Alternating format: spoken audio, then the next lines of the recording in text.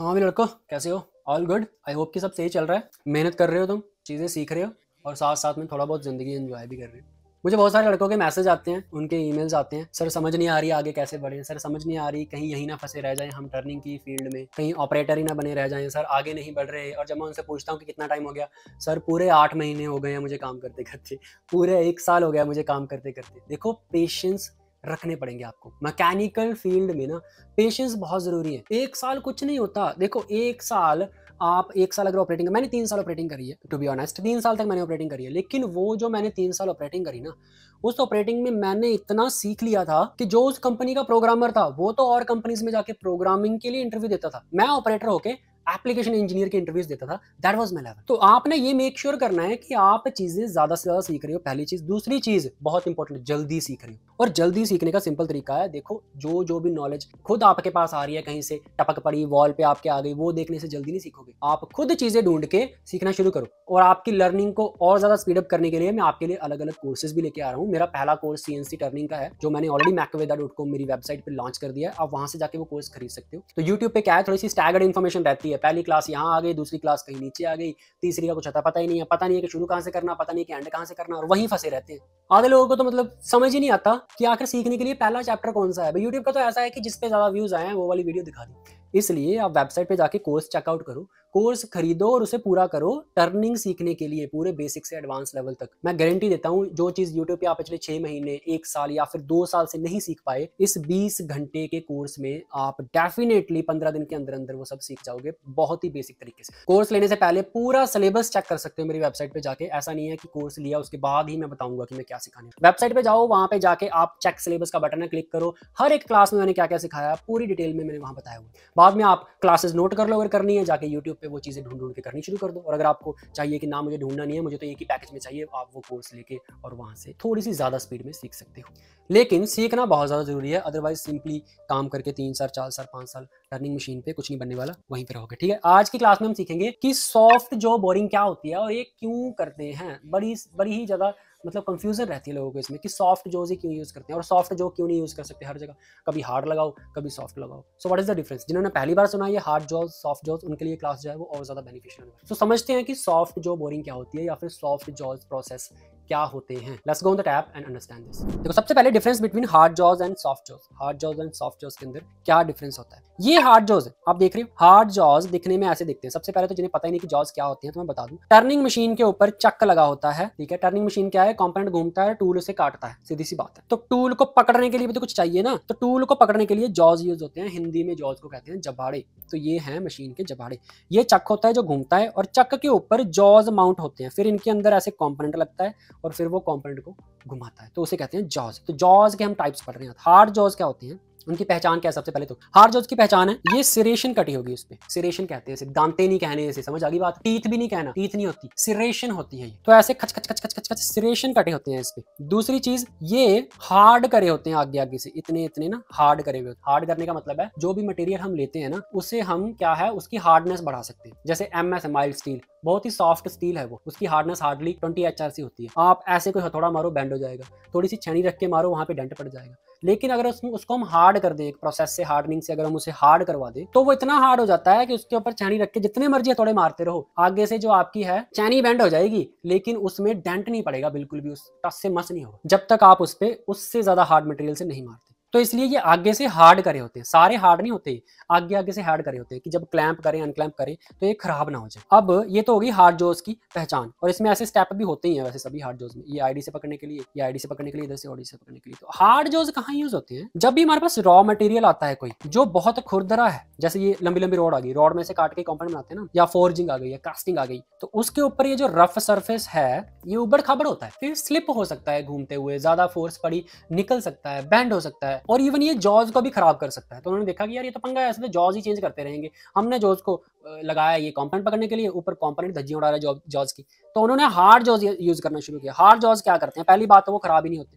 भाई ये क्या मटेरियल होगा? MS का होगा, ज्यादा से ज्यादा S45 होगा, EN8 होगा, लेकिन जो हार्ड जॉज होते हैं उनकी HRC क्रॉस होती है 65, तो खराब नहीं होते वो। सेकेंडरी जो इसके ये दांत होते हैं, जो दांत होते हैं वो हल्के हल्के कंपोनेंट के अंदर घुस जाते हैं, ठीक है, हल्के हल्के अंदर घुस जाते हैं कंपोनेंट के क्लैंप करते टाइम, तो इतनी जोर से पकड़ लेते हैं उसे भाई अब निकलेगा दिखा बाहर। तो जब भी कोई भी रॉ मटेरियल पकड़ना हो कोई भी रॉ मटेरियल पकड़ना हो या कास्टिंग ऐसे रफ सरफेस पकड़ना हो तो हम हार्ड जॉज यूज करते हैं। ओके, जैसे यहाँ पे पकड़ा हुआ, ये देखो ये एल्यूमिनियम की रो बार पकड़ी हुई है, बाहर से मशीन नहीं हुई, इसे देखो हार्ड जोज में पकड़ा हुआ, ये हार्ड जोज ने इसको इतनी जोर से पकड़ लेता है, ये मतलब काफी ज्यादा जोर से, उसके बाद आप आगे से मशीनिंग कर दो। ठीक है, लेकिन हार्ड जोज के फायदे क्या हैं और इसके साथ प्रॉब्लम्स क्या हैं वो देखते हैं। सबसे पहले इसका फायदा है काफी स्ट्रॉन्ग क्लैंपिंग होती है और रफ सरफेस को भी क्लैंप कर लेता है, कोई दिक्कत नहीं होती है, कितना मर्जी आप रफ सरफेस लगा दो, नो इशू। बहुत हैवी कटिंग करनी है, आपने रफ मटेरियल काटना है ना, भारी भारी डेप्थ ऑफ कट देके डाया रिड्यूस करना है, कोई दिक्कत नहीं है। हार्ड जोज में बहुत जान होती है, लाइफ बहुत होती है, लाइफ तो बहुत ही ज्यादा होती है। हार्ड जोज जब तक ठुकते नहीं तब तक टूटते नहीं, सीधी सी बात। हार्ड काफी होते हैं ये, तो इनकी लाइफ बहुत होती है, घिसते नहीं है, डेंट नहीं पड़ते,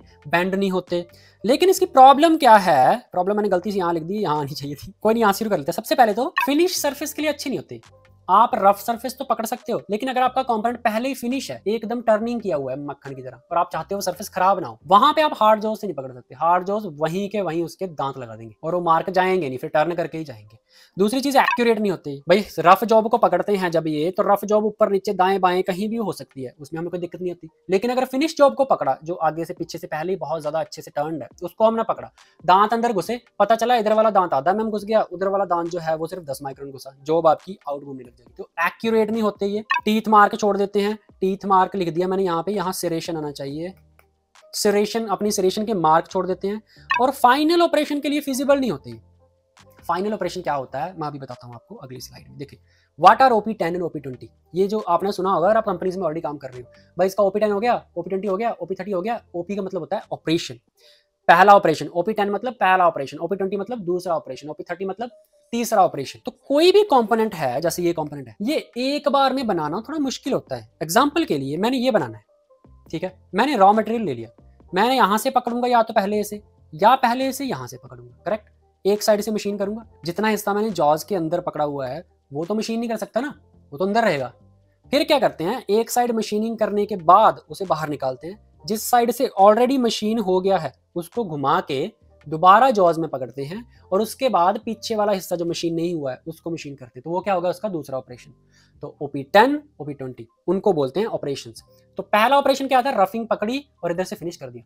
अब दूसरे ऑपरेशन के बाद क्या होगा, कंपोनेंट पूरा बन जाएगा, तो दूसरा ऑपरेशन फाइनल ऑपरेशन है, यानी कि उसके बाद उस पर कोई ऑपरेशन नहीं होगा। तो फाइनल ऑपरेशन में अगर हमने वो सरफेस हार्ड जॉज में पकड़ लिया तो इधर का तो काट दोगे, जो पहले का आपने सरफेस फिनिश किया था उसकी धज्जियां उड़ जाएंगी, उसमें दांत घुस जाएंगे। तो इसलिए हार्ड जॉज फाइनल ऑपरेशन के लिए अच्छे नहीं होते। ओके, अब आते हैं सॉफ्ट जॉज क्या होते हैं। इस तरह से होते हैं सॉफ्ट जॉज। सॉफ्ट जॉज में कोई सेरेशन नहीं होती किसी तरह की, ठीक है, कोई इन्हें हार्ड नहीं करा होता, नॉर्मल मटेरियल होता है। ये कौन कौन सा मटेरियल हो सकता है, माइल्ड स्टील MS मटेरियल हो सकता है, सबसे सस्ते जॉज वाला। उसके बाद C45 हो सकता है, उससे थोड़ा सा हार्ड।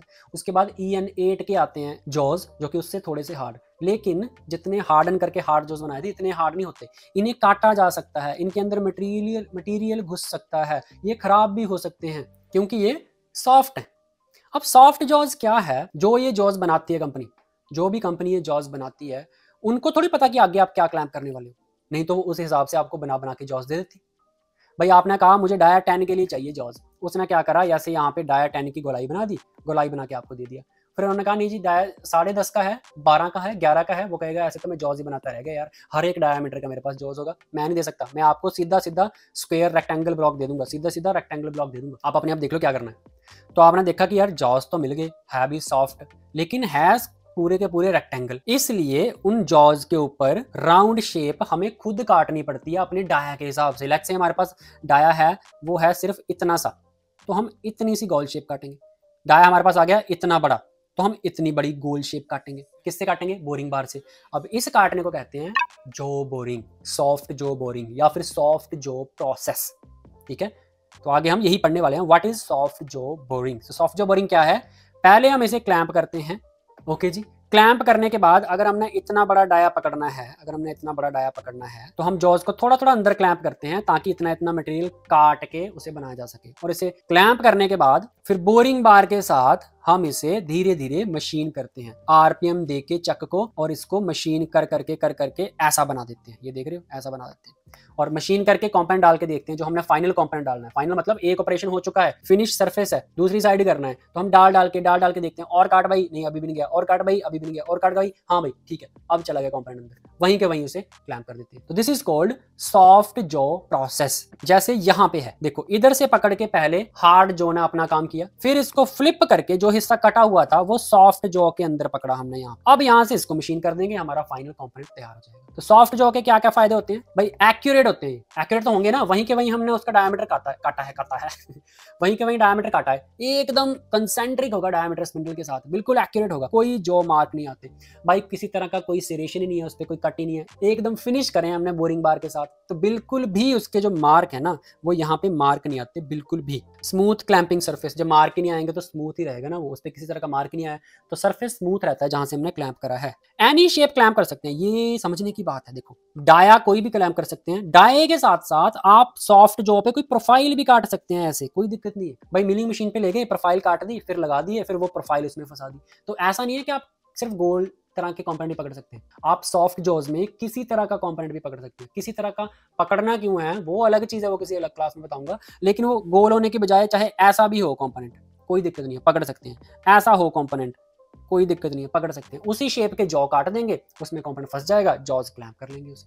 तो कोई भी शेप हम इसमें पकड़ सकते हैं। प्रॉब्लम्स क्या है? लाइफ इनकी कम होती है। देखो सॉफ्ट है तो लाइफ कम होगी ना, ये बार बार क्लैंप कर करके ऐसे मुड़ने लगते हैं बाहर, फिर इनको फेंक के नए जॉज लगाने पड़ते हैं, फिर से काटने पड़ते हैं, या फिर इन्हीं को अंदर करके और एक कट देना पड़ता है इनमें, ठीक है। फोर्सलेस यानी कि ज्यादा जोर से क्लैंप नहीं कर सकते जितने हार्ड जॉज कर सकते थे। ज्यादा जोर से क्लैंप किया तो आगे से मुड़ने लग जाएंगे, क्योंकि ये कौन सा हार्डन है, सॉफ्ट मटेरियल है। और can give heavy cut like hot jaws, sorry यहाँ पे कांट लिखना था, कैन नॉट गिव, ठीक है, can't give heavy cut like jaws, hard jaws. जब हम आपने जो पकड़ा है वो आपने बहुत ज्यादा फोर्स देकर नहीं पकड़ा, तो ऐसा नहीं है कि आप एकदम 5-5, 10-10, 15-15 mm डेप्थ ऑफ कट दे रहे हो, आपको डेप्थ ऑफ कट रिड्यूस करने पड़ेंगे, क्योंकि अब हमारा पर्पस जल्दी काटना नहीं है, अब हमारा पर्पस है एक्यूरेट काटना। फाइनल ऑपरेशन है ना वो, पहले ऑपरेशन में तो आपने धड़ धड़ काट दिया, अब सेकंड ऑपरेशन में आपको आराम आराम से काटना पड़ेगा।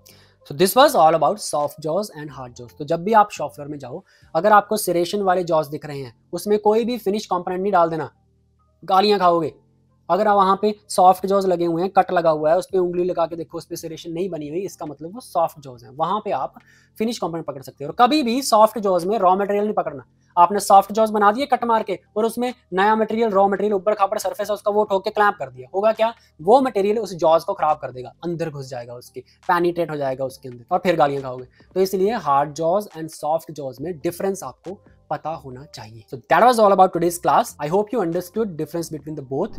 बाकी और चीजें और गहराई से टर्निंग को सीखने के लिए मेरा कोर्स चेकआउट जरूर करें। बहुत सस्ता कोर्स है, उसे खरीदें और उसे जल्दी जल्दी कंप्लीट करें। समझ नहीं आ रही कोर्स कैसे देखना है, कोर्स कैसे खरीदना है, आप मुझे इस व्हाट्सएप नंबर पे मैसेज भी कर सकते हैं। मेरी टीम में से कोई या फिर मैं खुद आपको इस पर रिप्लाई करके समझाऊंगा कि ये कोर्स कैसे कैसे लेना है, इसमें आपको क्या क्या मिलेगा। वैसे सारा कुछ मैंने वेबसाइट पे डाल रखा है, सारा कुछ ओपन ही है यार, जाके देखो कौन सी क्लास दे रहा हूँ, कितने टाइम की क्लास है, हर एक क्लास कितने कितने टाइम की है, कितने कितने मिनट की है, इतना तक मैंने वहां पे दे रखा है। सो इतनी ट्रांसपेरेंसी तो मुझे नहीं लगता कि कोई रखता है। तो I hope you understood the concept. I will see you in the next video with the next topic. Till then take care and bye bye.